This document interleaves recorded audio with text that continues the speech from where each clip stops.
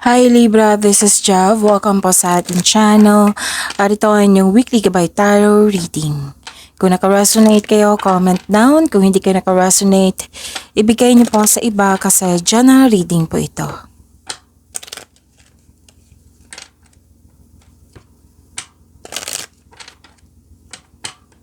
Para po ito sa inyo, Libra.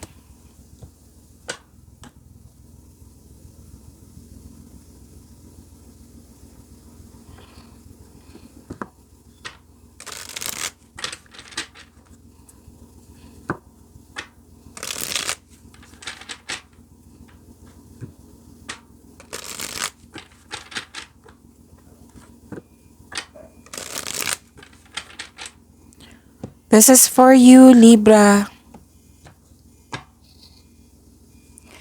Maraming salamat po sa inyong patuloy na suporta at maraming salamat din po sa mga hindi nag-skip ng ads. Gamitin ang reading na ito bilang gabay lamang. Sa mga hindi pa nag-subscribe, subscribe na po kayo at click bell notification para malaman nyo na may bago tayong video. Para sa mga gustong magpa-reading, comment po kayo ng personal reading. Again, comment kayo ng personal reading and check my reply sa comment section.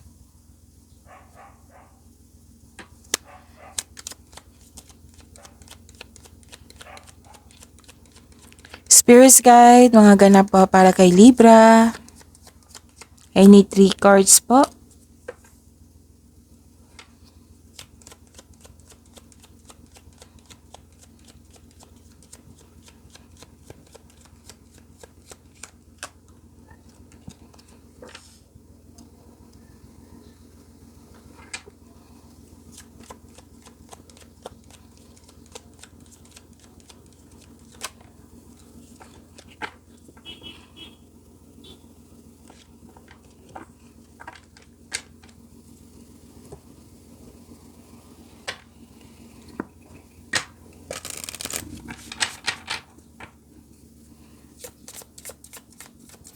Spirits Guide, Angels, Archangels, Guardian Angels, message pa para kay Libra. I need 2 cards po.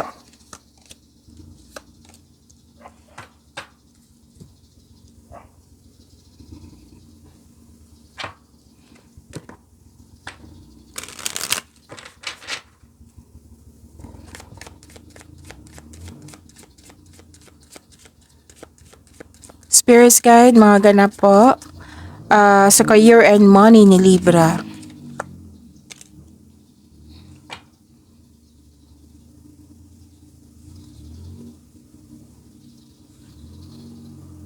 Libra. Mukhang naguguluhan ka dito or nalilito. Kaya may kausap ka dito. Oo, which is tama ang ginawa mo. May kausap ka dito na pwedeng parents mo, elders, wiser, mentor. Oo. Na binigyan ka ng suporta, binigyan ka ng wisdom message. Na ang siyang dahilan na motivate kayo. Na ang siyang dahilan na you're taking an action now with courage. So tama tong ginawa mo na lumapit ka, nag-usap kayo ng taong ito. Kumbaga gumawa ka ng paraan. Hindi ka huminto, kumbaga yun, tinulungan mo yung sarili mo. Libra. At wow, may parating na malaking pera sa inyo, Libra, oh. Malaking pera or pwedeng, yes, pwedeng cash ito, pero may nakita rin akong cheque. At pwede din makakatanggap kayo ng importanteng news or information. Tapos malalaman mo din yung totoong intensyon ng tao sa iyo. May nakita kong party dito, pwedeng meeting, pwedeng reunion, togetherness, celebration, special event, public event. Okay, wow. Signs from heaven.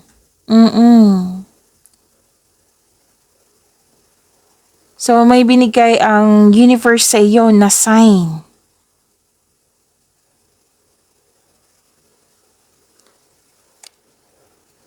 Wow. So, claim niyo po. So, loved one in heaven. Oh, Oh, Libra. Mm. You are blessed by your loved ones in heaven. Mm.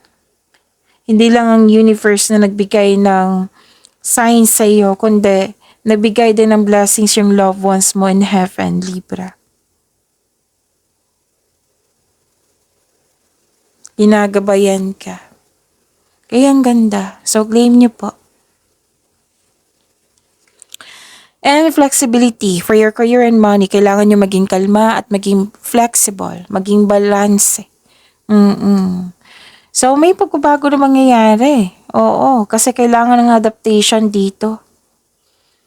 Adapt slowly by using versatility and compromise, adaptation, changes. So, prepare yourself, may changes na mangyayari. So, kailangan nyo maging balanse, maging kalma, at maging flexible. Be flexible in your methods.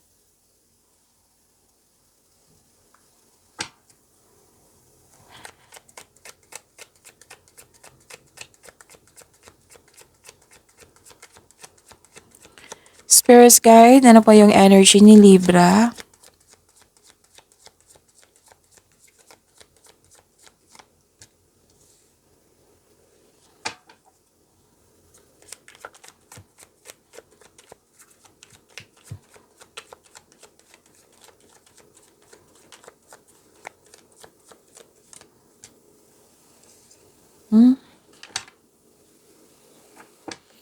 Kung may narinig kayo or may nakita kayong repeating message, meaning to say, pinupush ng cards nyo yan.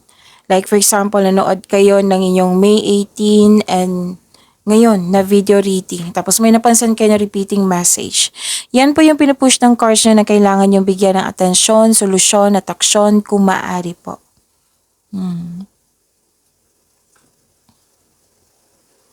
So ano yung energy ni Libra?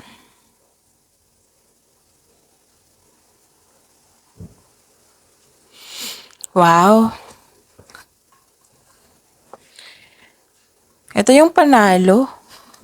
Oo. Ang ganda. This is your reaping rewards. This is successful completion. May accomplishment ako nakikita dito. Success po. May sitwasyon na nangyari ngayong week na ito na this is the perfect situation. Recognition nakikita ko rin dito. So, this is the perfect situation. Oo. Maaring may parating na gantimpala or positibong resulta sa inyong mga ginagawa. So, yung nag-clarify siya dito na celebration, right? Togetherness, celebration, andito sa oracle cards nyo. Andito rin sa tarot cards nyo. So, celebrate your wins and acknowledge how far you come. And you're now ready to begin a new journey. Kaya nga may sinabi dito na may changes. And that is the clarification na may new journey. At yung pagbabago na ito is your new journey. May nakita rin ako dito na some of you tapos na ang construction ng dream house mo. At ang sabi ng card, everything you have worked for, Libra, is coming together. So may ano dito ha, pwede din ba nag-celebrate dito ng monthsary, anniversary, or achievement?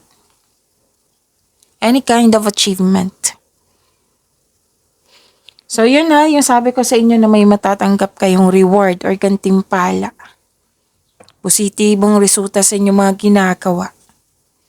Pwede din na-recognize ka. Na-recognize ka dyan sa trabaho mo. Yung produkto mo. Na-recognize yung mga tao dyan na na-recognize ka.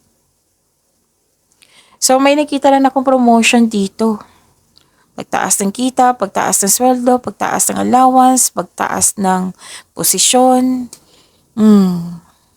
So, yun, may nakita rin ako, di ba, may recognition. May nakita akong positive review dito. Like, for example, nag-leave yung customer mo na nag-avail ng product sa iyo. Nag-leave siya ng review dyan sa page mo or sa website mo. Or dito tayo kay Libra kasi maganda yung produkto niya. Nagamit ko at maganda. Dito tayo kay Libra kasi magaling yung service niya. So this is accomplishment, right? And kitang-kita ko yung happiness mo dito. Kasi 'di ba, nagbuhos ka ng time diyan, naging masipag ka. And this is the result of your sipag. May ganap ba na graduation ngayon? May? May nakita ko. It might be, kasi may sabi ako kanina, pagtatapos niya yung mga ginagawa. Pwede din kung may graduation. May graduation ako nakita dito.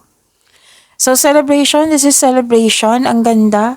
So claim niya po yung gantimpala. Ang ganda po. Positibong resulta. Recognition pa.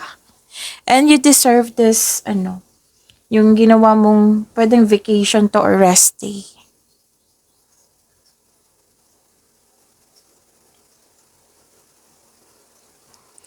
Pwedeng balak pang mag-rest day or vacation, or pwedeng nag-vacation leave kayo sa week na ito. Kasi kitang-kita ko dito, after this completion, after this achievement, diba? May mga magandang nangyari. Nag-decide kayo or ginawa mo na yung rest day, vacation. Pwedeng walang rest day, vacation, kundi you give time for yourself. Like for example, gabi na, natulog ka before 9 p.m., before 8 p.m. Kasi some of you gustong matulog ng 9 hours, 10 hours, ganun. Or di kaya nag-meditate kayo, naging kalma kayo. Kasi this is the time of rest. This is pagsisiyasat sa sarili. Kasi nga, nakaramdam ka ng pagod sa inyong mga ginagawa kasi itong it might be the last week or this week. Naging busy kayo tapos may accomplishment na tapos sobrang pagod nyo. Nag-decide kayo magpahinga. So, nakaramdam ka ng pagod.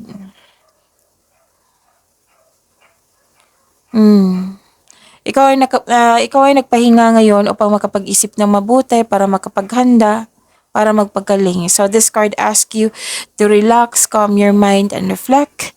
Sleep and meditation ay kailangan po. So ang pagpahinga ay nakapagbigay ng increased productivity and healthier mental state. So tama tong gagawin mo na magpahinga, na mag-relax.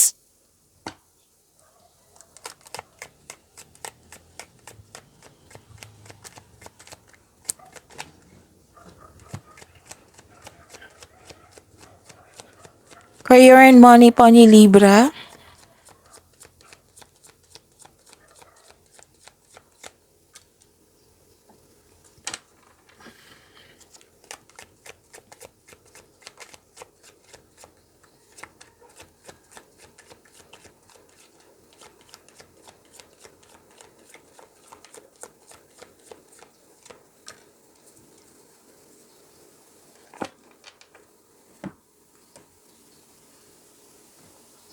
Inom muna ko ng tubig, saglit lang po.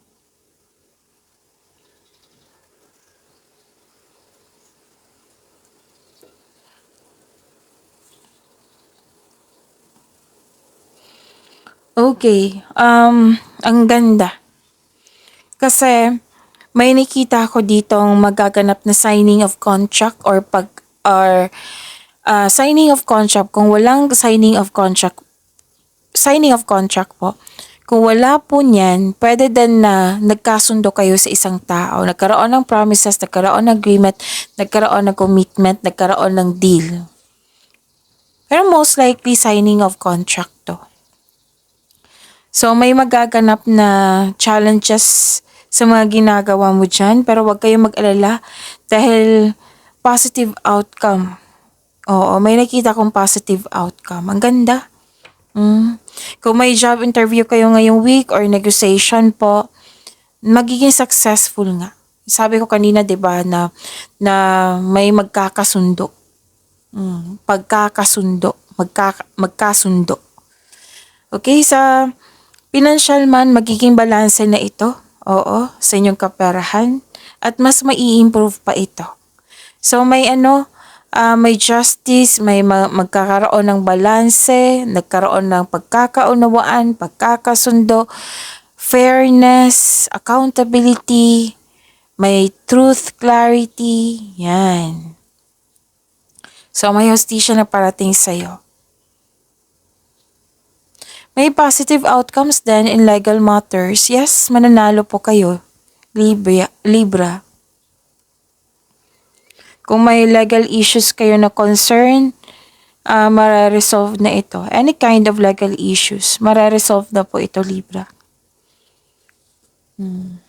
So this card advise you to stay true to yourself and act with integrity. Yung mga yung situation mo ngayon naging balance na. Yung pabor na sa'yo. Pabor na sa'yo. Oo. So use your intuition to set your moral compass, okay?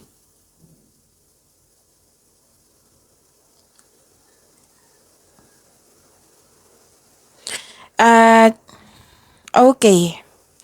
May sabi ang card nyo dito na kailangan yung maging balance din sa... Kasi may nakita ko dito too much focus sa material wealth. Too much focus sa trabaho. Pwedeng overspending to sa trabaho, overspending sa material na bagay. So may paalala ang card nyo dito na you have to control it. You have to balance it. Meron magagawa mo ito kasi may sinabi dito na balance. Okay? So, yun. Yung mga reminder ng card nyo. Okay?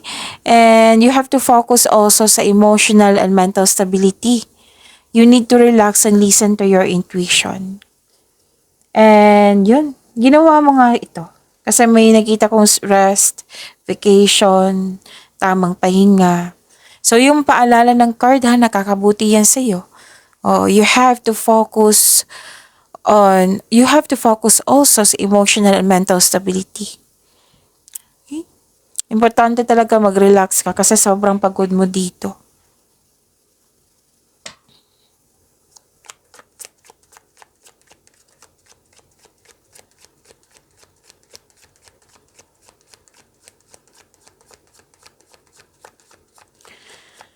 Spirits guide, love, life, self-love, partnership, and romance ni Libra.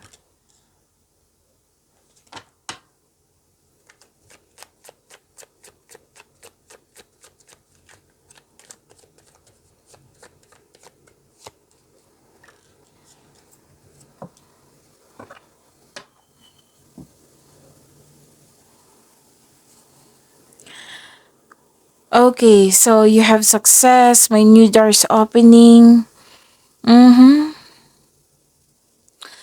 So spend time with people who inspire and motivate you. Huwag kayong kumbaga sumama or dun ka sa mga taong nagbigay ng inspirasyon sa iyo. Kasi makatulong yan sa iyo. Mas lalo kang ma-motivate. Ito yung clarification ng card nyo na may kausap ka. Na elders, wiser, mentor ba ito? At siyang dahilan na motivate kayo. So, nag-clarify siya dito sa tarot cards nyo. May sinasabi rin dito na makakatagpo ka ng the one. So, mga single dyan, oo.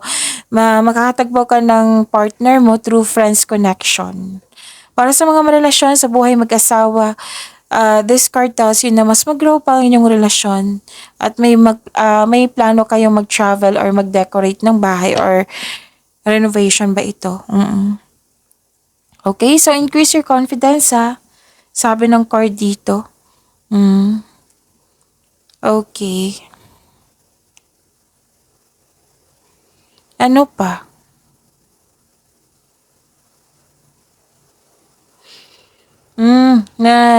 Okay, so,